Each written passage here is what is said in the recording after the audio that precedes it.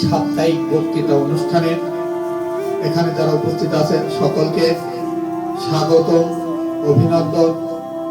আমি একটা জিনিস খেয়াল করে দেখেছি, অনেক ছাত্র ৬-৭ বছর মাদ্রাসায় পড়াশোনা করে হাফেজ হয়ে যায়, কিন্তু কোন আত্মীয় স্বজন যদি বলে আমার পিতা মারা গেছে একটু দোয়া করো তো, মাগার বাংলায় মুনাজাত পারে না। আমি বাংলায় পারি না, আমি তো আরবি। আমি দেখেছি শুধু হাফেজ না, দাওরা পাস হয়ে গেছে, মুক্ত হয়ে গেছে, ওয়াজ পারে না। এই জন্য ছাত্র জামাতা থেকে তোমরা ট্রেনিং করবা। আস্তে আস্তে ট্রেনিং থাকলে 1 বছর 2 বছর পরে জমাতে বক্তৃতা দেয়া এবং যে কোনো সেমিনারে বক্তব্য দেওয়া কোনো বিষয় না।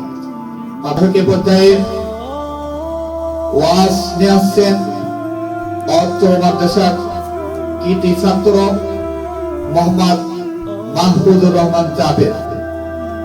السلام عليكم ورحمة الله وبركاته.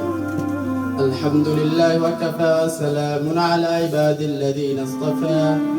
أما بعد فأعوذ بالله من الشيطان الرجيم. بسم الله الرحمن الرحيم. إن الصلاة تنهى عن الفحشاء والمنكر. صدق الله المولانا العظيم. أو كما قال عليه الصلاة والسلام. এখন আপনাদের সামনে আলোচনা নিয়ে আসছেন অত্র মাদ্রাসার কৃতি ছাত্র মোহাম্মদ ওয়াহিদুল ইসলাম। الحمد لله وكفى وسلام على عباده الذين اصطفى. عما بعد فأعوذ بالله من الشيطان الرجيم.